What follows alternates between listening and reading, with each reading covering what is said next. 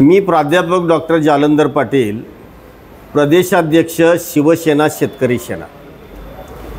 या वर्षीचा ऊसाचा जो गळीत हंगाम सुरू झालेला आहे तो संघर्षाच्या पवित्र्यामध्ये आता उभा आहे आणि हा उद्योगच मुळात संघर्षाच्या मैदानामध्ये 1980 पासून उभा राहिलेला आपण पाहतोय।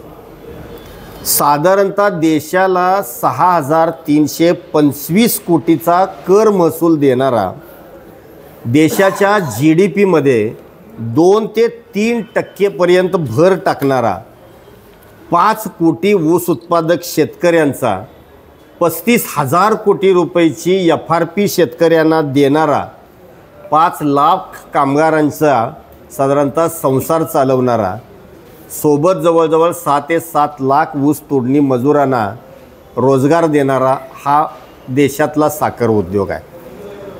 या वर्षीच्या आंदोलनाच्या रडारवरती जो महत्त्वाचा मुद्दा आम्ही आणला तो म्हणजे रिकव्हरी मारली जाते आणि त्याचे अभ्यासू निष्कर्ष मी जे काढलेले आतापर्यंतचे आहेत ते व्यवस्थेने तपासून बघावेत।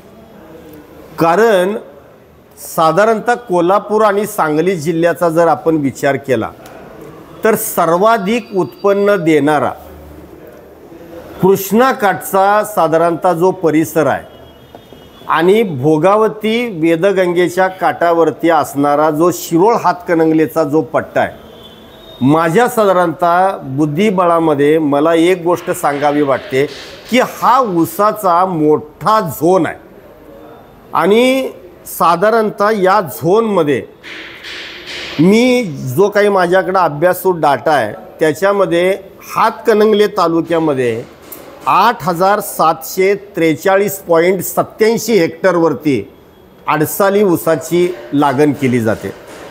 शिरोळमध्ये 8487.35, हातकणंगले 8743.87 आणि शिरोळमध्ये 8487.35 हेक्टरवरती ऊसाची अडसाली लागण होते। बरोबरीनं आमचं राधानगरी एवढ्यासाठी आम्ही घेतोय की कोणत्याही प्रकारचे उपपदार्थ नसताना केवळ साखर, मळी, मोलॅसिस आणि बग्यास एवढंच उत्पन्न घेणाऱ्या साखर कारखान्याचा उतारा 1275 आणि त्यांनी यावर्षी महाराष्ट्रामध्ये नव्हे तर राज्यामध्ये जवळजवळ 3653 रुपये इतका ऊसाचा पहिल्या उचलीचा भाव निश्चित केला।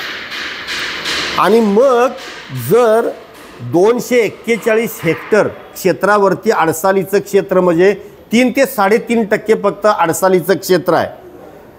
करवीर आणि राधानगरीमधला विचार केला तर करवीरमध्ये हा तसा करवीर बराचसा विभागलेला आहे, म्हणजे भोगावतीच्या पट्ट्यामध्ये त्यातला एक भाग येतोय, म्हणजे कमी साधारणतः अडसाली क्षेत्र असून सुद्धा जर हा कारखाना 1275 उतार्याला जर येत असेल तर मग कृष्णाकाठचे साधारणतः साखर कारखाने आणि मोठ्या प्रमाणामध्ये 60 ते 70% अडसाली क्षेत्र असणारे शिरोळ हातकणंगले तालुक्यातले जे साखर कारखाने आहेत त्यांची रिकव्हरी या कारखान्यांच्यापेक्षा 1.5-2% खाली का? त्याच्या पुढे जाऊन तुम्हाला सांगतोय का, बुदरगड तालुक्यामध्ये बिद्री सहकारी साखर कारखाना येतोय, तिथं तांबाळे सहकारी साखर कारखाना येतोय। आज बुदरगडमध्ये केवळ अडसालीचं क्षेत्र हे 11 हेक्टर इतकं आहे। हेच प्रमाण तुम्ही आजरा चंदगडमध्ये गेलात 1-2 हेक्टर साधारणतः तुम्हाला तिथं अडसालीचं क्षेत्र बघायला मिळेल। म्हणजे आमच्याकडं 12 ते 13 मेला पाऊस सुरू झाला, तो अजून पाऊस आमच्याकडं पडतोय। ही परिस्थिती असताना आमच्याकडं मात्र उतारा उच्चांकी आणि ऊसाचं अतिशय कसदार जमिनीचं जे क्षेत्र आहे तिथं उतारा का घटतोय याचं कारण की नव्या साधारणतः बाय प्रॉडक्टला चालना देण्याच्या अनुषंगानं आम्हीच साधारणतः बऱ्यापैकी पायाभरणी केली।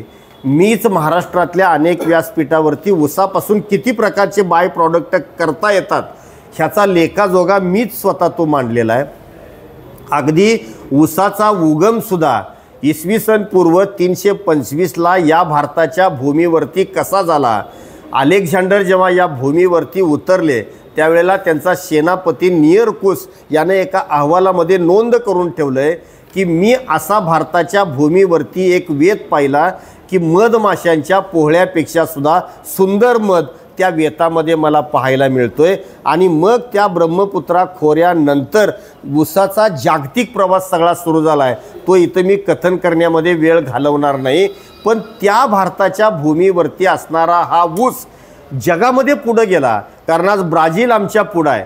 कारण इको फ्रेंडली प्लॅस्टिक आज ब्राझील ऊसापासून तयार करण्यामध्ये व्यस्त आहे। आज इंग्लंड बग्यासपासून विटा करण्यामध्ये व्यस्त आहे। एवढंच नव्हे तर साखरेपासून उत्तम प्रकारच्या बॅटऱ्या तयार करता येतात।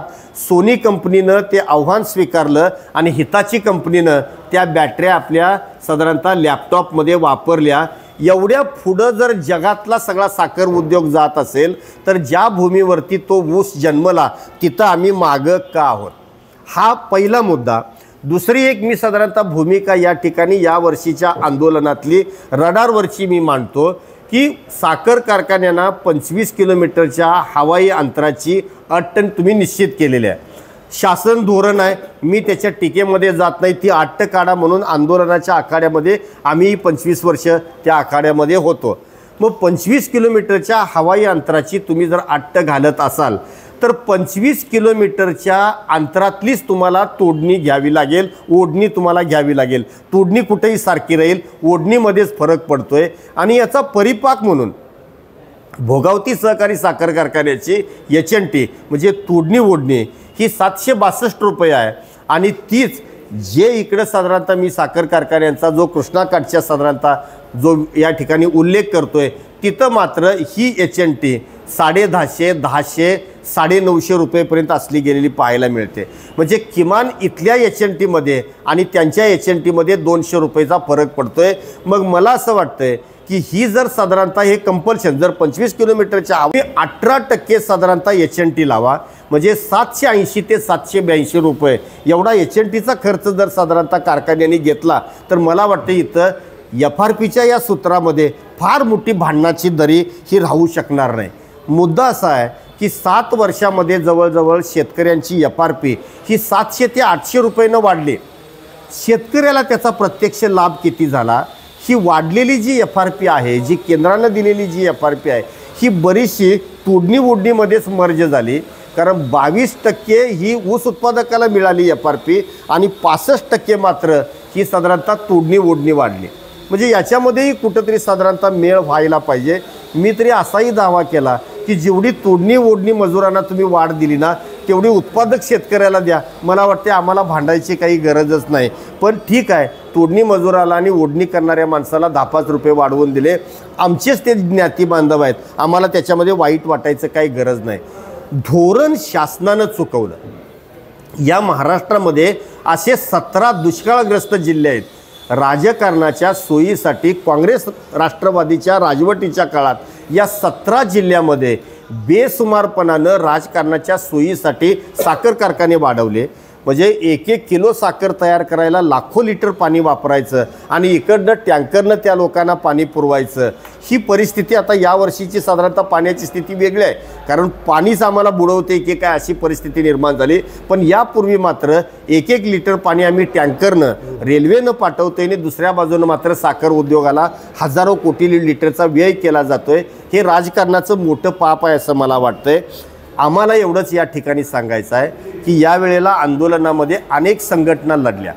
आमच्या लढणाऱ्यांचे मार्ग वेगळे होते, पण एका ध्येयाशी आम्ही ठाम बांधले होतो की शेतकऱ्याला या ठिकाणी ऊस दर मिळायला पाहिजे। त्यामुळे एकमेकाच्या आरोपामध्ये आम्ही आमची ताकद खर्च केली नाही। त्यामुळे मला असं वाटतंय की यावर्षीच्या आंदोलनाला बऱ्यापैकी यशाच्या दिशेनं आम्ही वाटचाल करतोय असा माझा या ठिकाणी मात्र दावा आहे।